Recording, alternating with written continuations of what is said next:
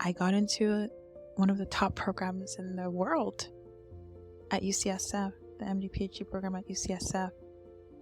Truth be told, I wasn't willing to go back to the place I found myself a little bit into medical school, where I was experiencing suicidal ideation. I was trying to stay alive in medical school. I experienced such horrible depths of unwellness that I promised myself I would care for myself and that I could do both. I could both care for myself and go through medical school. I was wrong.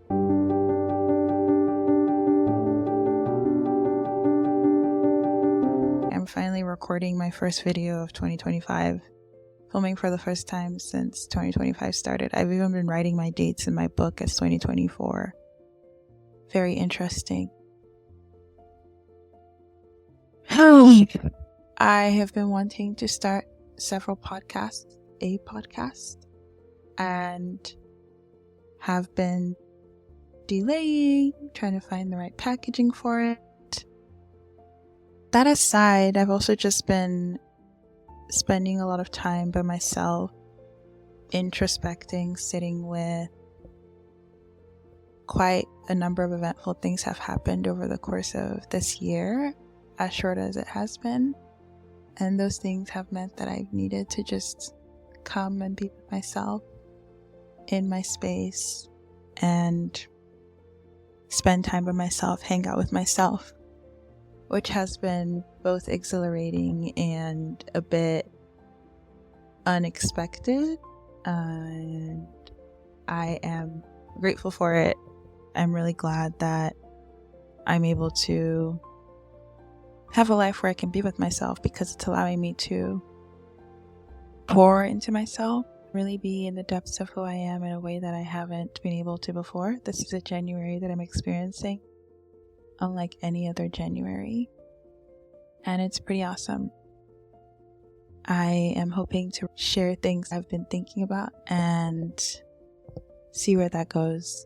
I don't know if I'm ever going to share this part of the video. It helps me to just ground and to relax, to take my time and come from a place of truth, honesty.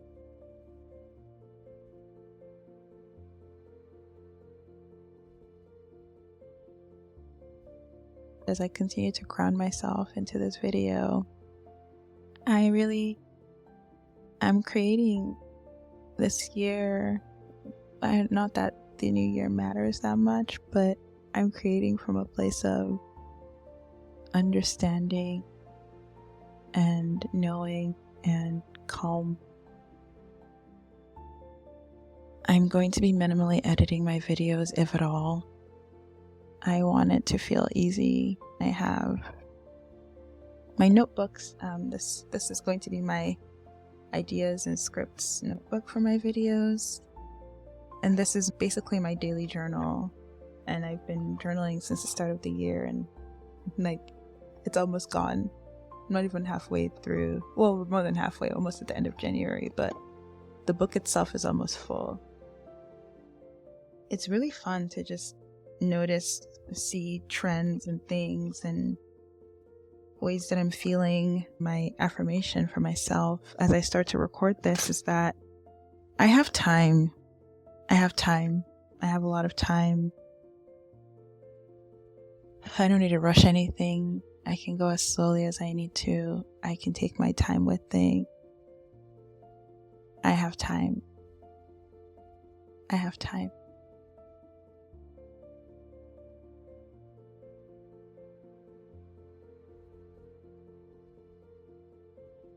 Okay. I want to start this podcast because so much of medical school, as I experienced it, is insane.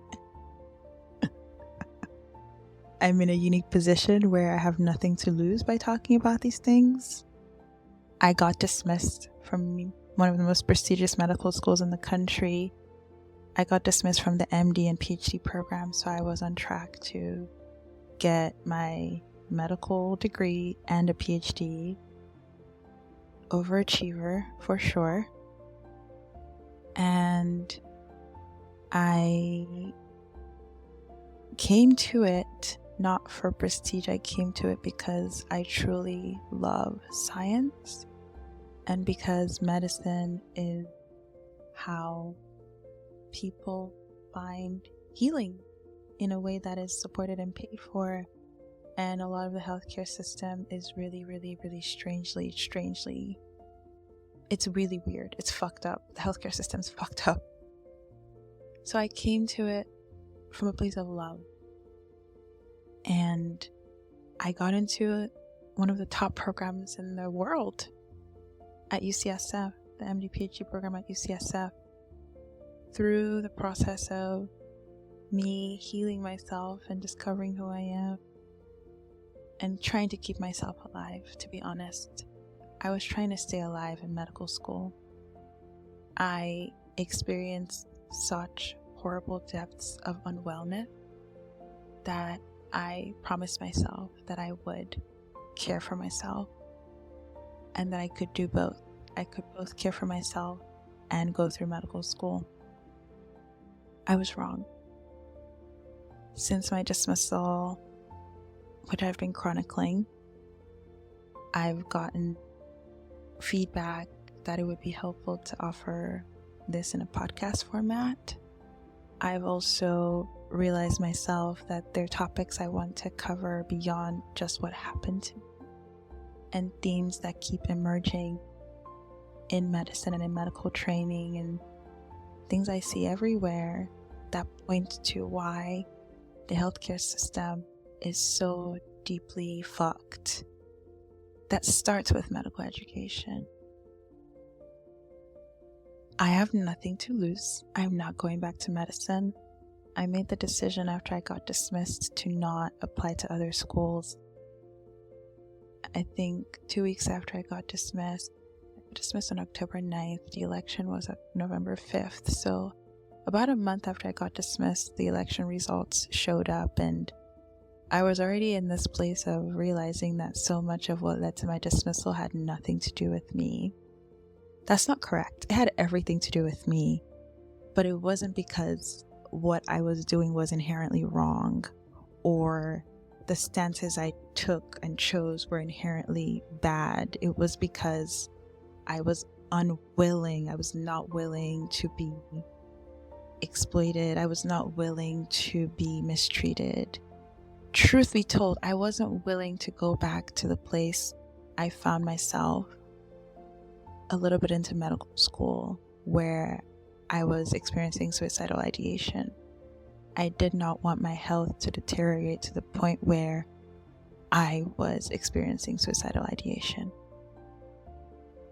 I told myself that there was life to live beyond medicine, and that path took me to a place of understanding so many of the things that I had been doing to myself that were conditioned from childhood and socialization and norms and culture, and just having all the identities I have, gender identities, the things that I was taught that I had to do and had to be that weren't authentically me, but I had to do to fit in. They led me to a place of burnout. They led me to a place of severe exhaustion that I didn't have the will to live. I didn't think I had a future or a means to stay alive. The cult of medical school drove me to suicidal ideation. And when I recovered and came to understand myself and came to feel better, and returned to really immerse myself in the education from a place of being mentally well and physically well, I was very clear about my boundaries, and the cult of medical school was not open to me having boundaries. So in a weird way, the version of me that started medical school, that blamed myself for the things that I wasn't able to access, the help and the support I wasn't able to get, that version of me was what they wanted, and that version of me would have deleted themselves. They would have unalived themselves. So the choice was stay alive or stay in medical school. Stay in medical school, you're not going to make it. Leave medical school, you will make it. And I had done enough deprogramming work, unintentionally done enough deprogramming work, because I realized that a lot of my programming for the cult, and while I was suitable to join the cult of medical school, is because I had a childhood that programmed me in the same way. I was raised Roman Catholic in a colonized country with a lot of violence. I have ancestors who had to take on a lot of trauma to make it. The ones who resisted did not survive. They would not have had my parents and, grandparents and me. They would have died. So really realizing that, the people who made it were severely traumatized. They had to be to survive. Got it. And then deprogramming my childhood messages, really unraveling a lot of how I internalized things that weren't mine to hold as a child, and really edited myself to be a certain way, is what made me attractive to the cult, is what attracted the cult, is what made me attractive to the cult, and also why the cult was attractive. It was very reminiscent of the same systems and things I had survived as a child. So I decided that, I wanted to undo childhood stuff, and it resulted in me also undoing cult stuff, cult of medical school stuff. And as I've stayed, it's been about 3 months now since I got dismissed. As I've sat in that space and understanding that, there's so much more to the world than just medical school. Because at the time it felt like, this is all I'm good for. There's no life outside of this. If I don't do this, I might as well not live. And that's what the cult relied on in order to keep me there. That's what the cult relies on to keep so many of us there. I mean, there was a time where I couldn't imagine doing anything other than medicine. I just felt useless otherwise. And it's been 3 months now and I'm still alive and I'm super useful. Let me tell you, shocker. I'm super useful. Like, there's so much life outside of medical school. I've been able to have time to invest in my relationships that I've missed out on all these years, that I constantly had exams. I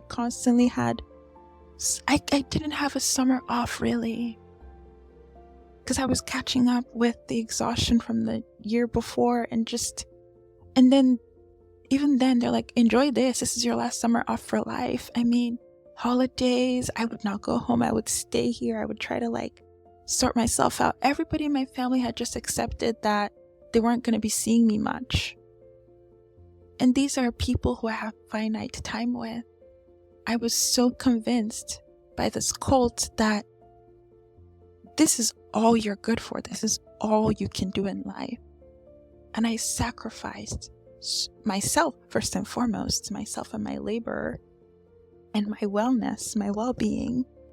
I sacrificed my time. I sacrificed self-esteem. I sacrificed so much. It's like, if you're going to be in my life, you just accept that this is a condition for how things are going to be.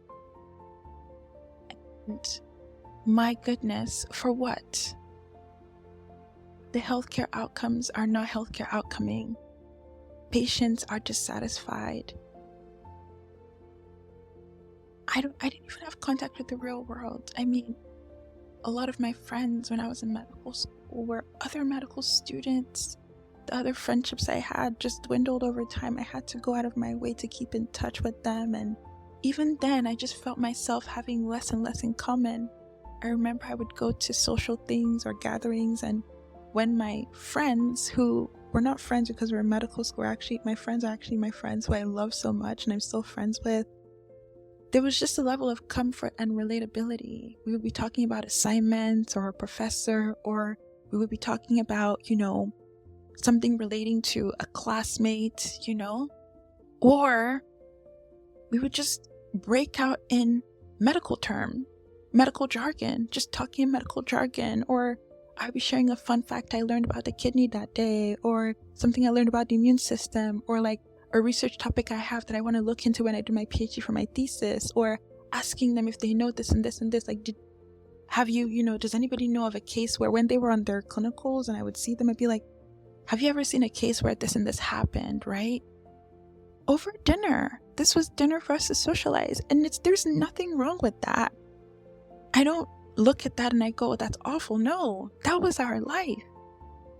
I lived, ate, breathed medicine.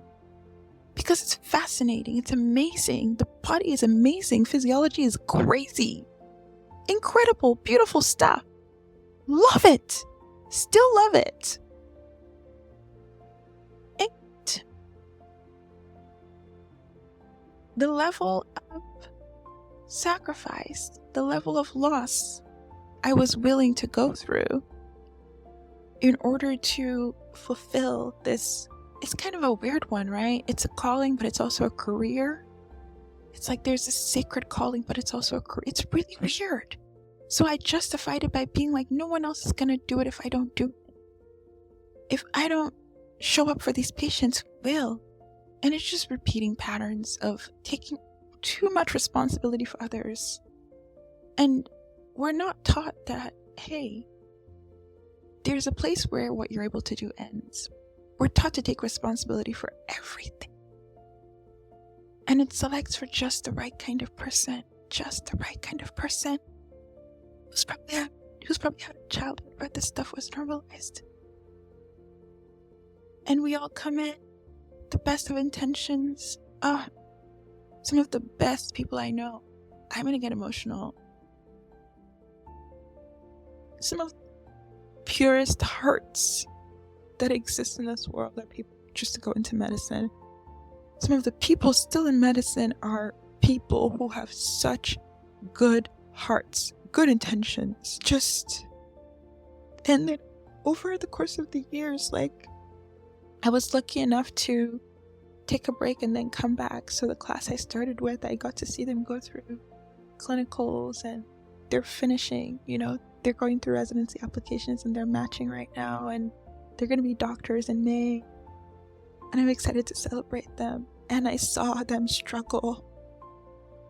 The class I started with currently just started on the wards in their clinical year where they're in hospital, and that is the year where people change. I saw them change before my eyes.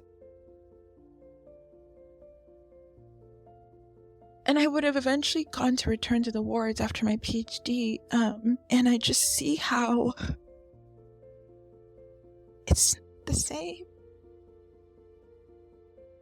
There's so much self-abandonment that's required to get through that year. So much self-abandonment and sacrifice that is normalized, that we're told this is what it takes. We're told it gets better. It doesn't get better. We paid thousands of dollars to experience 7 straight months, if not more. I think more, because preparation for residency application goes into this, like 9 straight months of anxiety, maybe 10, of anxiety, of stress, of potentially not getting to match or getting to train after you graduate medical school. So much stress and so much money spent on these applications. I'm gonna give you money to put me through torture. Why? Because this is all I can see myself doing for the rest of my life. And if I don't do this, my life will have no meaning. I will have no purpose. I won't survive. I won't be okay. So I watched. Really. Not just watched. I mean, beautiful minds just put themselves through the ringer to apply for residency, experiencing so much stress, not knowing where they're going to be for the next 4 years, having to choose between places, having to just sit and wait and hope. I can't imagine what that does to your adrenal system, what that does to your nervous system. They're willing to do all of that because this is it. Medicine is it. And they've invested so much. A lot of people are in debt. A lot of people are taking on more debt. A lot of people there's just been so much that's been put in, and you're competing with so many other people for the same spots who are just as qualified, if not more. I don't believe most of these people would make bad physicians. It's not even about how well you're going to be able to connect with your patients. It's about arbitrary shit like research, which everybody does research, but is it actually meaningful? And there's this age-long debate of like, is medical student research really legit research? Even if you take a gap year, is it really legit research, you know? Like us as people who are going to do PhDs are just like, yeah, they come and they join the lab for a year and they do their research and then they leave, but it's like just for residency. And of course, nobody wants to think about it that way, that they're just doing it to do it for residency. And at the end of the day, like, if they didn't have to apply to residency, what would they do otherwise? And then you have the residency specialties, like they're so, it's so arbitrary. It's so fucked. It's so bad. And 3 months out, I'm really lucky that I didn't choose to stay and keep applying to schools. It was devastating. And a lot of what saved me is the fact that I had deconstructed my identity outside of medicine. Unknowingly, of course, but by deconstructing my identity outside of what I grew up thinking I should be and who I am, I was doing the same with medicine. And it allowed me to, it led to me getting kicked out of the cult, which getting kicked out of the cult, I'm talking about it in a channel on YouTube. Getting kicked out of the cult was a result of choices I made to no longer put myself last. I asked for 4 weeks to recover from surgery that I got while school was in session. I asked for 4 weeks. I'm in this program for 8 years, maybe 9, maybe 10. People have spent 11 years in MD PhD programs. I won't be the first. I asked for 4 weeks out of 52 times 11 or 10.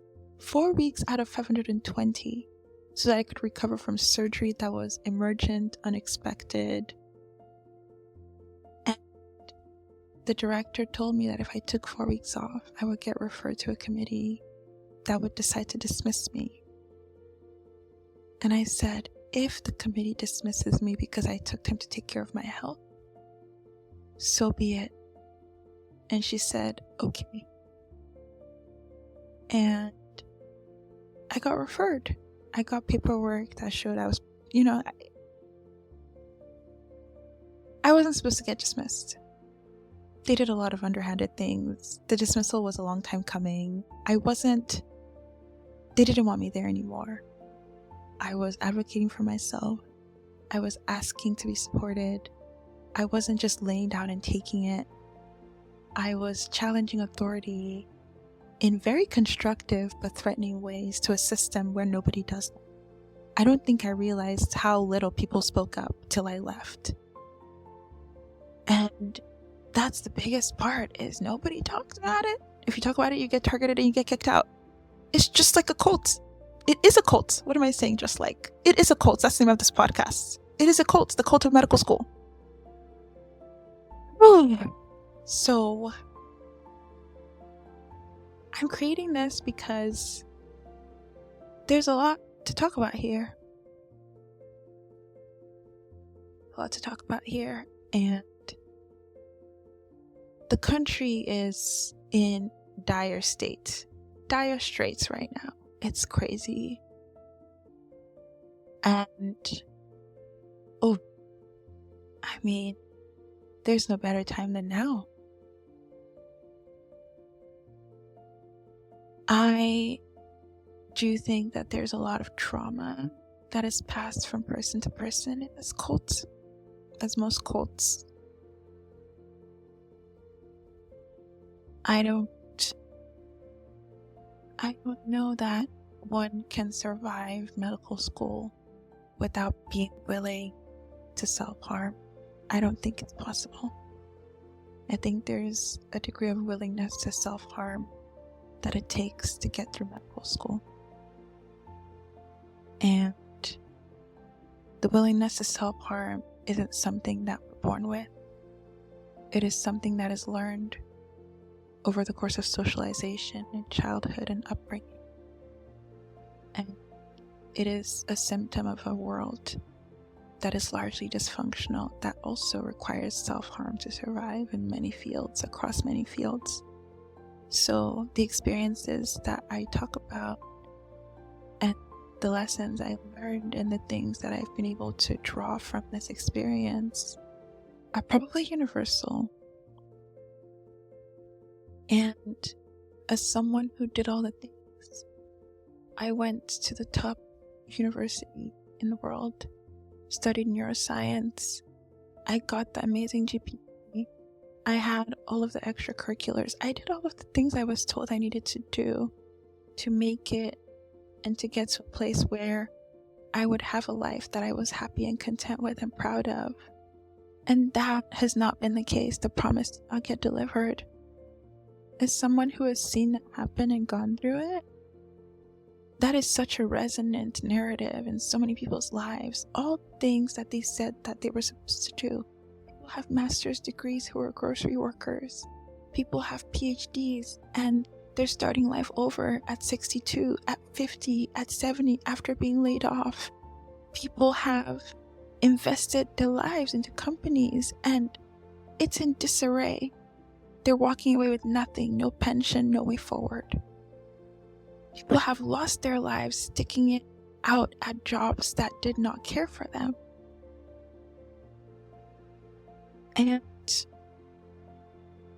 the question I keep coming back to, and the thing that keeps allowing me to stay optimistic in these tragic times, I can't even believe I'm saying that, but it also makes sense. Like, the most punk thing you can do during these times is to be optimistic.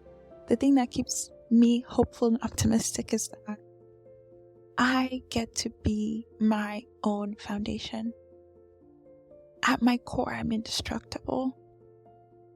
Material things, this body, my apartment, whatever, that stuff's gonna go away, but the essence of who I am is not going to. It doesn't fade.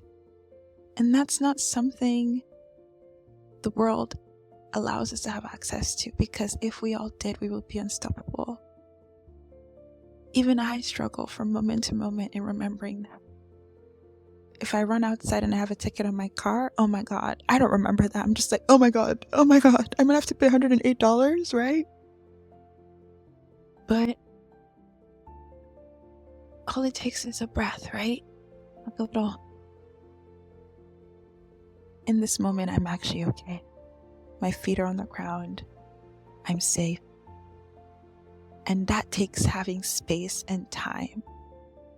And that is not accessible in today's culture. A moment of rest, a moment to breathe, a moment to ground, space, time, not accessible in today's culture, and especially not accessible in the cult of medicine. The cult of medicine and medical school forces us to work so that we can work the next month. Pay off the loans so that you can apply to be an attending, so that you can apply to be in residency. Take this exam so that you get to take an exam next month. If you take this exam and you don't pass, you won't be here next month to take the next exam, to take the next exam, to apply to the next thing, to take the next licensing exam, to work for someone else, to do it is a never-ending treadmill. And I hear attending say it gets better, and I think what they're trying to say is you become more desensitized, you lose your sensitivity, you lose your sense of what is normal in the world, because the cult of medical school isolates and makes whatever I'm experiencing normal. I have a new normal. I have a completely different point of reference. When people hear some of the things medical students go through, it's unbelievable.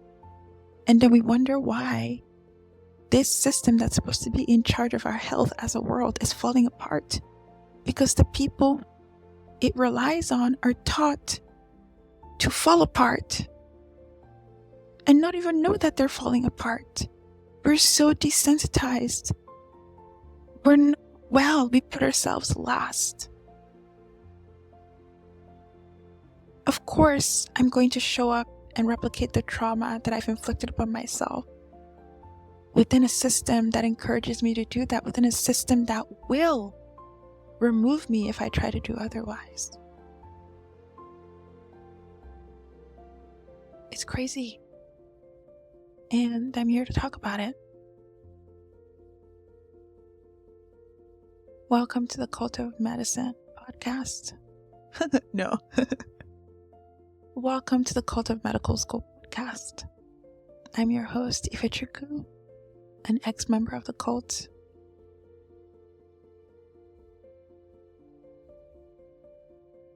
Looking forward to talking soon, having you around.